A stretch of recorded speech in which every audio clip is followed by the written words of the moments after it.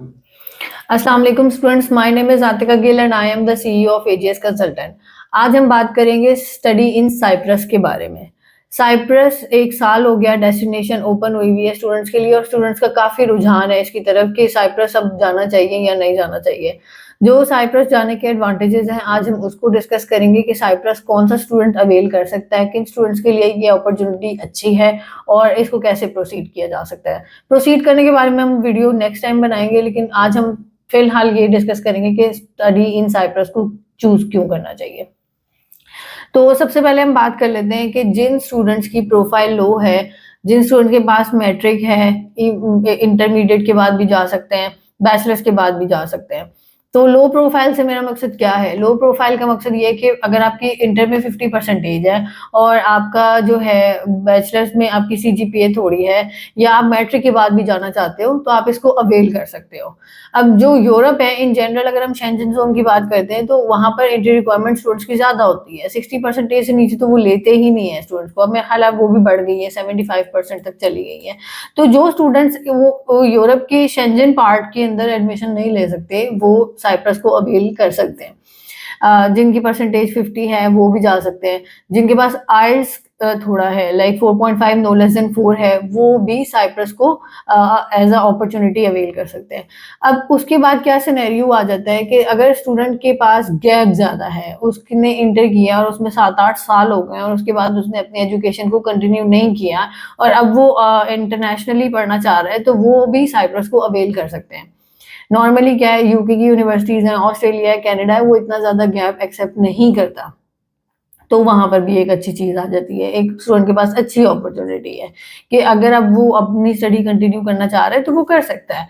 अब उसके बाद क्या आ जाता है कि अगर स्टूडेंट के पास बजट कम है, बजट का मसला है, इनिशियली वो इतना नहीं अफोर्ड कर सकता, तो वो भी साइप्रस को अवेल कर सकते हैं। बजट आपका तकरीबन 2 मिलियन टू 2.5 मिलियन मैक्सिमम इतना लग जाता है, तो वो उनके लिए भी ठीक है, अफोर्डेबल। तो अगर हम इन 3 चीज़ों को अगर हम करें कैच, तो क्या सीन आ जाता है कि सबसे पहले क्या है कि आपका बजट की अफोर्डेबिलिटी है, आपके गैप का इश्यू नहीं है, आपकी प्रोफाइल ठीक है, मतलब अगर कम भी है तो भी चलेगा। तो ये 3 चीज़ें तो हो गई।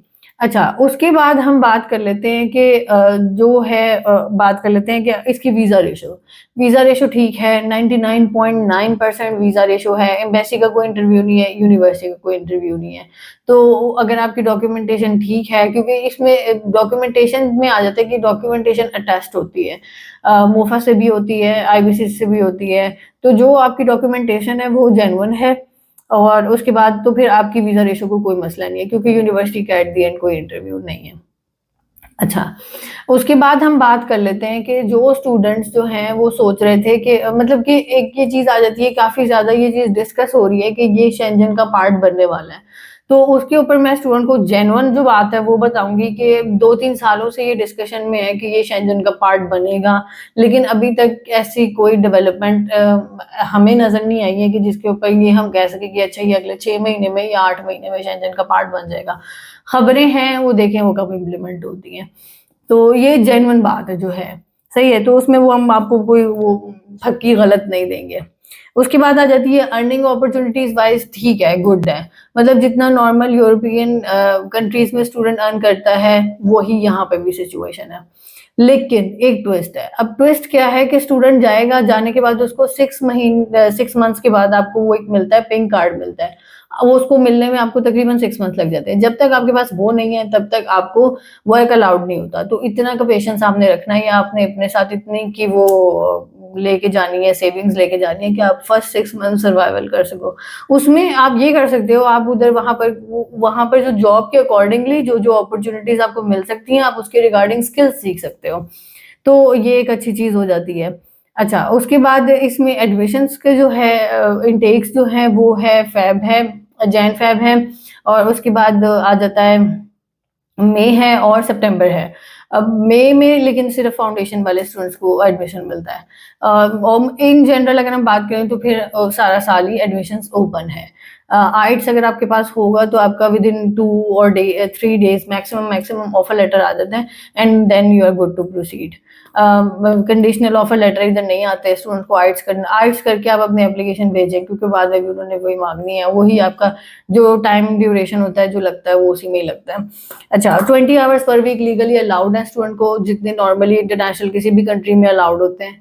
कनाडा का केस थोड़ा सा डिफरेंट हो गया है, लेकिन ये है कि जो हम बात कर लेते हैं, बाकी ओवरऑल यूके में, यूएस में 20 hours per week legally allowed है, तो यहाँ पर भी वही सिचुएशन है। तो ओवरऑल साइप्रस अच्छा ऑप्शन है अगर स्टूडेंट इसको अवेल करना चाहता है। तो अभी एप्लीकेशंस ओपन है, अब आहिस्ता आहिस्ता रश भी बहुत ज़्यादा लग रहा है, तो जब आपका ऑब्वियसली इमिग्रेशन में आपके डॉक्यूमेंट जाते हैं तो उसको टाइम लग रहा है। तो एज सुन एज पॉसिबल अगर आपको लगता है कि आपके पास इतना बजट है कि आप इसको मतलब 2 मिलियन टू 2.5 मिलियन अगर आपका बजट है तो ठीक है, आप इसको अवेल कर लो। बाकी अगर इसके रिगार्डिंग आपको हमसे कोई फर्दर इन्फॉर्मेशन चाहिए तो आप हमसे कांटेक्ट कर सकते हैं। जो इसके आगे प्रोसीजर हैं, कौन कौन सी यूनिवर्सिटीज़ हैं, उनके क्या फीस स्ट्रक्चर है, उनका क्या एंट्री क्राइटेरिया, वो भी हम उसके ऊपर आपको एक वीडियो बनाकर अपडेट कर देंगे। फॉर नाउ अगर आप साइप्रस को लेकर कोई भी इन्फॉर्मेशन लेना चाहते हैं तो आप हमें कॉन्टेक्ट कर सकते हैं। Thank you so much for watching this video. Please do subscribe our channel.